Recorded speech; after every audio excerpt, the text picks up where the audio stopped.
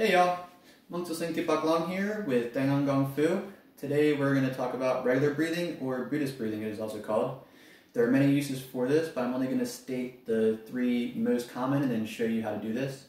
One would be internal usage for either healing or performing a soft hard style or soft style to get a more relaxed, smoother transmission of bioelectricity, or chi if you will. Secondly, I would say it's most widely used for still meditation. Whether standing or sitting, you want your body to be relaxed so that the chi can transmit through the meridian system a little smoother and efficiently. Third is for collecting chi, once again using for standing or sitting meditation.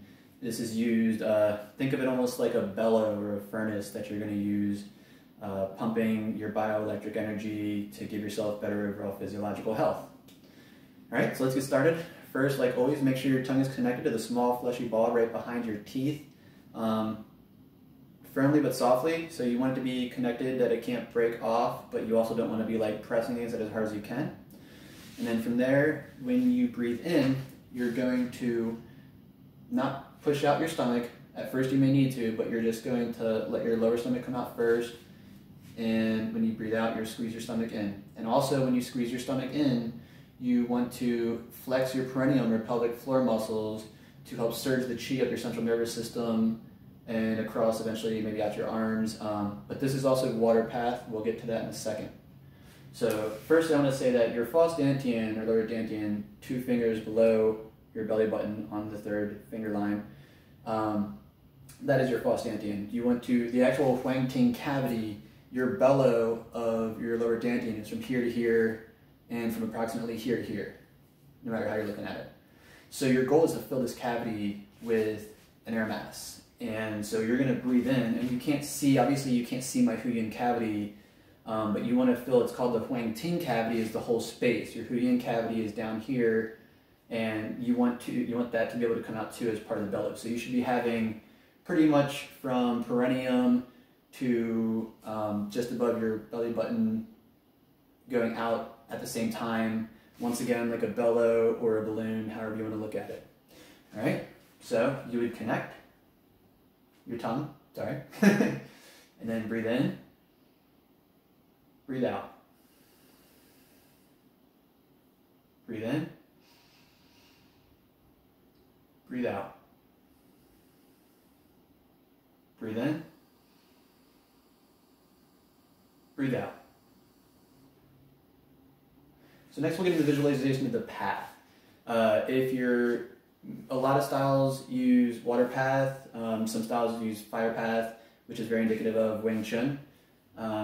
So first we'll touch on water path because it is the natural path of the human cycle as I have been taught, which is going to go, when you breathe in, down the nose, across, down the conception vessel, into the dantian, then you will squeeze up the governing vessel across the head and out the nose.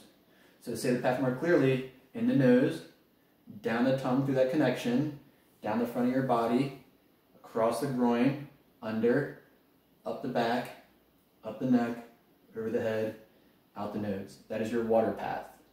Now your fire path is very similar, but it's also opposite as it sounds. You go in the nose, across the head, down the spine, into the Wang Ting cavity, compress, it comes out the front of the conception vessel and out the nose and or wherever you've directed it. So I'm going to demonstrate both for 3 breaths. So water path.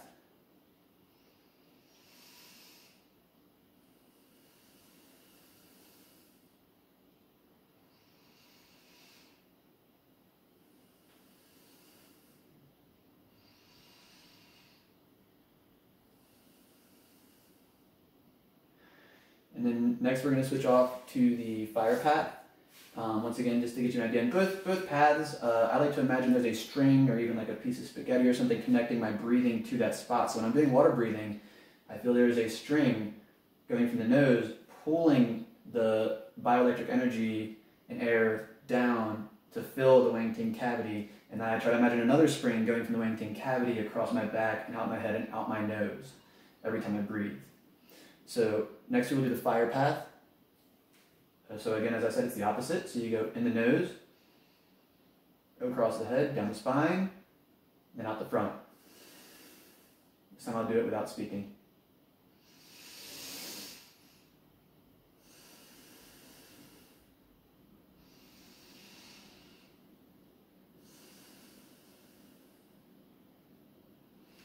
And there you have it. That is regular breathing in the shortest explanation I can offer possible. And any questions or comments or anything I missed, please add in.